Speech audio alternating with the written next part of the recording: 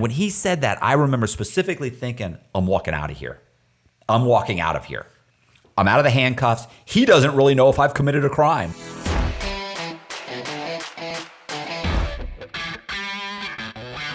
At one point, I was living with this chick in Nashville. So I'm living with her, and we're messing around with this other chick who's coming over, and we're all having sex. And right. So she, at one point, the girl I was dating at the time, her name was Amanda. Amanda found out who I was. She knew I was on the run, but she didn't know my real name. And keep in mind, we're going all over the place. We're going to Italy. We're going to Greece. We're going to Croatia. We're going to Mexico. Like we've been all over the place on using my false passports. Right. And she's using her real one. But she knows, like, she's like, this guy, he's got tons of money. He's committing fraud, but we're living great. So she's going with it. Well, at some point I realized that the Dateline, NBC, was going to do a 1 hour special on me. And I'd already been in a bunch of magazines. So I'm already kind of nervous, but I'm also thinking I'm okay. Right. So there was that. So then, but she ends up telling the chick that we're fucking on the side. She tells her who I really am.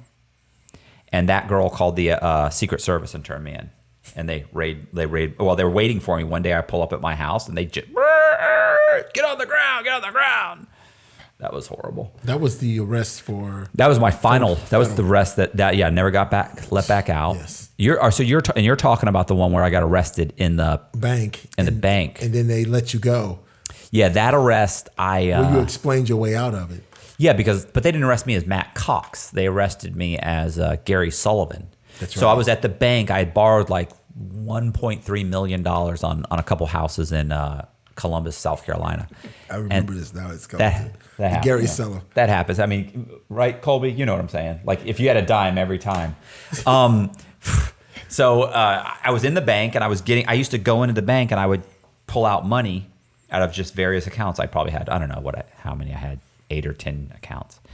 So I would go in and I'd say, like every couple of days, I'd go make a little circuit and I'd go get like 3,000, 9,000, 7,000, 8,000 out of different bank accounts. And then I'd go and I'd drive back to Charlotte, North Carolina. That's where I was living. So it was like an hour and a half, 2 hour drive, maybe longer. Anyway, I'd gone in this one bank. It was a bank called Wachovia Bank. Right. Walked in and I'd borrowed money from them. So I walked in, I said, hey, and I remember I walked up to the count. The chick at the counter was always very nice to me. Same thing. She looked at me, and I remember she looked nervous. Terrified. Yeah. And I was like, and she always, because I was coming in every other day asking for money. Now, I'm also depositing money. Like I deposit like a $50,000 cashier's check from one of the other banks. So my balance wasn't draining. It was going up and down. Up. Sometimes it would have $200,000. Sometimes it would have $4,000. Sometimes it would go up to 160. Then it would go up to 200. Then it would go down to 80. So they don't really like it's varying so much. They're not thinking he deposited 200,000 into this account and he's draining it. Right. It doesn't really look like it's being drained. Right. So I'd go in one day and I forget what I asked for, 5,000, 3,000. I have no idea, but it was under 10. So I say, whatever, hey, I need $6,000. But if it was anything time I ever borrowed more than $3,000, she always had to call and get permission because it was a new account. Right. So she goes, but I looked at her and she looked funny because she used to always say, hey, how was your weekend? Or how was this? Or how was that? Nothing. She's like, okay, thank you. I said, hey, so how's it going? She goes, it's good. It's good. She walked in the back. I remember thinking, it's weird. She walked in the back, waiting. And all of a sudden, somebody reaches over and grabs me by the wrist, pulls my wrist back, and somebody grabbed me by the other one. I'm like, what the? And I look over, and there's two sheriff's deputies, massive guys. They handcuff me and turn me around, and they take me into and I remember he said I wasn't arrested.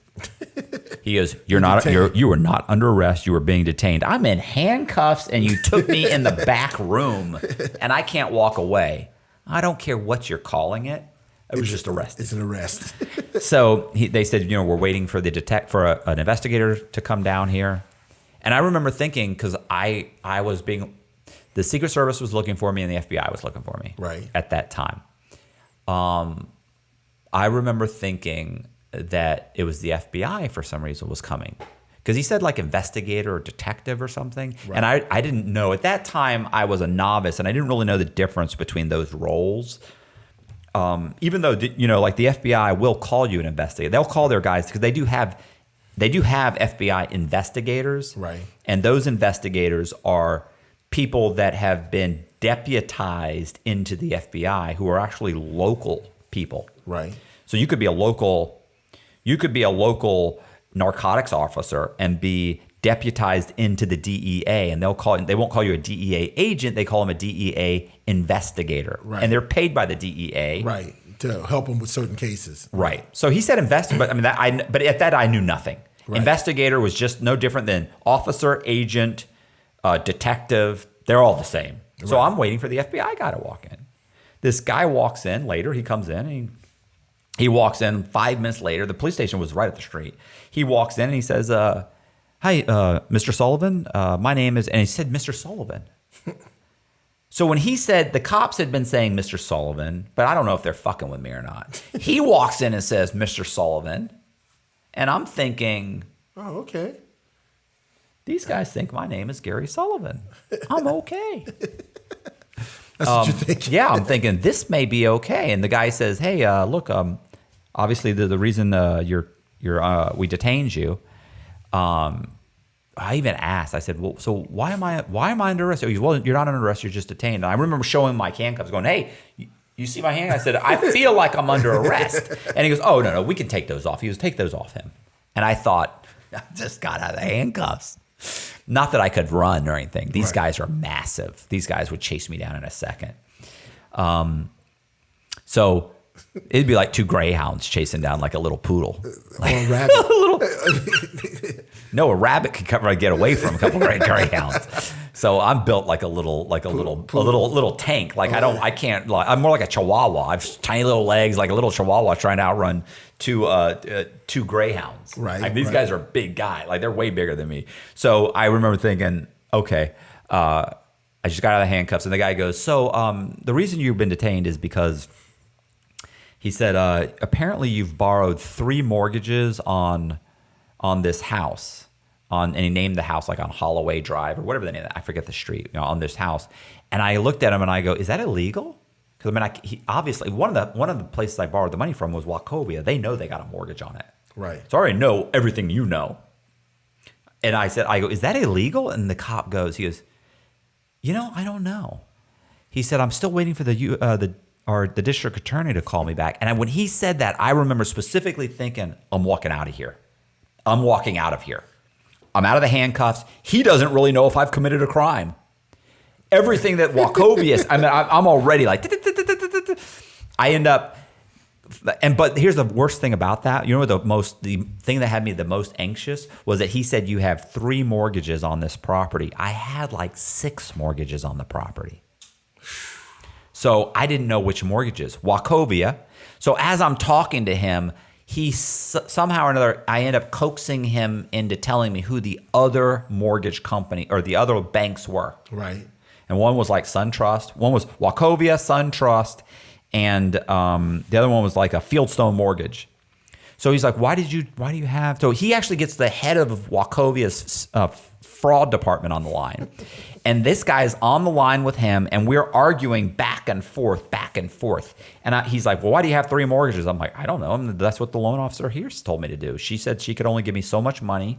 She said she had a friend and I was like, I got a second mortgage with, what's the name of that company? And then he goes, the other 2 is one's SunTrust and one's, Fieldstone. I said, right.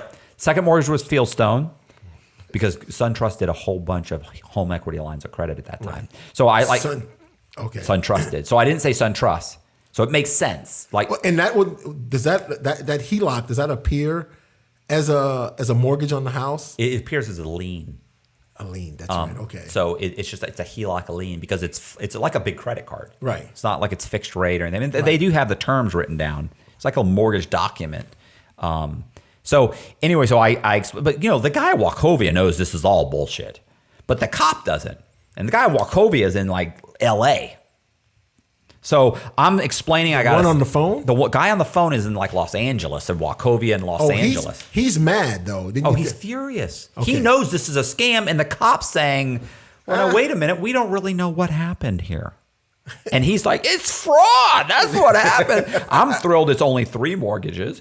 I'm not in handcuffs anymore. I haven't been arrested. He's already told me he doesn't know what's going on. And I start explaining, no, you don't understand. I came into Wachovia. Their loan officer told me, I told them I needed to borrow like $500,000. They said, I can't get that on a first mortgage, but I have a friend that can get you a second mortgage. I'll get you a first. I'll send you to my friend over at Fieldstone. She'll get you a second mortgage. Right. I said, okay. I went to the second mortgage, and she said, I'm sorry, our max loan amount is only this much. So I do have a friend that has a HELOC, so you can get a HELOC on the rest of it. And she she called her friend at SunTrust, and I filled out that paperwork. And so over the phone, I did that. And they all were calling each other, and they arranged it, and they explained to me how I had to do it, and I closed the loan. I mean, I don't know. I'm like, I don't know. I mean, is that illegal? Like, I didn't do anything. Like, I called these, I went to the bank. The bank's the one that told me what to do. Right. And so he's like, that does make sense. The guy in Wachovia is screaming, that doesn't make sense. Our loan officer would never do anything illegal.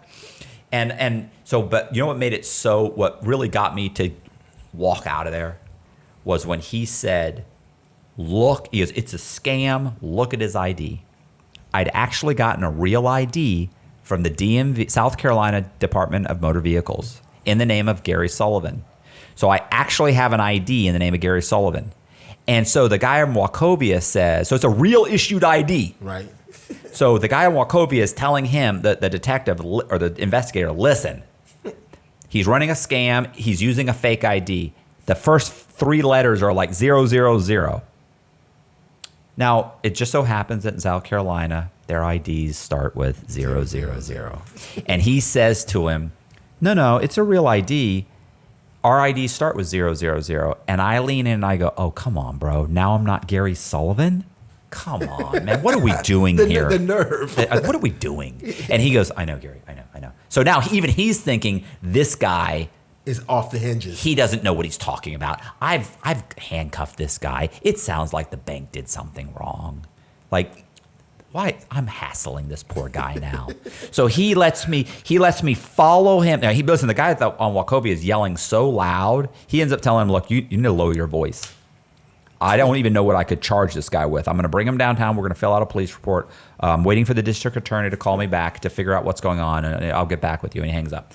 He lets me follow him back to the police station. I go to the police station, go inside, fill out the police report, and he lets me go. I get in the car, I drive to 2 more banks and pull out more money. I then go in a third bank, and when I go in the third bank, the people behind the cashier, like, they see me and they like rush for the phone. Like, these 2 women almost bang into the phone trying to get to it.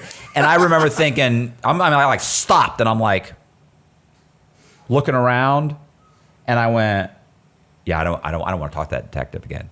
Like, by now he could have talked to the district attorney or whatever. They may have put it together. So I turn around, I get in my car, and when I drove off, the woman runs out and looks at my tag number, which didn't matter because I found out later he already had it. So anyway, I jump on the interstate and I leave. I mean, listen, that story is actually a lot longer because the whole time this is happening, I've got this crazy chick that I was dating at the time who's on the run with me. She's screaming and get on the interstate. I mean, this woman was a fucking nightmare, bro. So I take off. Like, the whole story is a little bit longer and everything, and I go over all of it in my book, Shark in the Housing Pool. Look, Colby, when I do that, like, you gotta switch to me, like, all right, Shark in the Housing Pool. Like, you gotta buy that because I do the whole thing, and it's on Audible.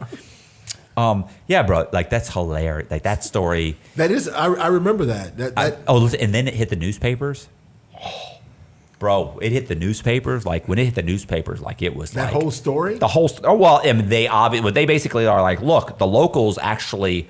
I think they actually say that they arrested me. And that I convinced them, I talked my way out of it. And the same thing when they did the story on American Greed, they talk about that. Like, they're like, this guy literally talked his way out of being arrested, and they let him go. Like, it was bad. That's classic. Like, is that illegal? I don't know. Well, you went, oh God. Yeah, because I'm doing the whole golly gee whiz, officer. I would have never. Listen, at one point I said, when the guy from Wachovia, You got 3 mortgages on one house. Is that illegal? what? That's not. It's not illegal. That's not. But they were all first mortgages. Oh, that's illegal. That's illegal. Like, I can't tell all the banks I don't have another mortgage. Right. And they were all first mortgages. But think about it. He doesn't know that. The guy from Wachovia knows it, but he doesn't have the paperwork or anything. And the cop doesn't have the paperwork. He doesn't know. Right. I'm saying it's a he doesn't know enough of the specifics to be able to get you straightened out. Yes. Right. So, yeah. So that was. That was one of the things. And that was, listen, there was a 2-week period of time after that arrest where it was absolute chaos. I mean, chaos. I'm packing my apartment up. I go to like Houston, Texas. I drop everything off. I get into a huge fight with my girlfriend. I then come back to go I'm driving a U-Haul van. A U-Haul truck. I have to drive back across country to Charlotte to get my vehicle. Where now the U.S. Marshals are there. I almost get caught in a Starbucks there. On the way there, I call the FBI agent to try and figure out a way to to maybe turn myself in. Maybe I can get a year. I don't know. Maybe I can. If I turn myself in, they'll take that into consideration. Maybe I'll only get a year or 2. Man, I mean, just chaos, bro. Almost get caught in the Starbucks when I get back. I mean, it was just go to Nashville, start over from virtually with like $100,000, which sounds like a lot of money, but it's not when you're starting from scratch. You're right. It was just the anxiety. If I wasn't actively taking Xanax pills, I would have. You'd have had to start actively taking it. Oh my God, it was bad.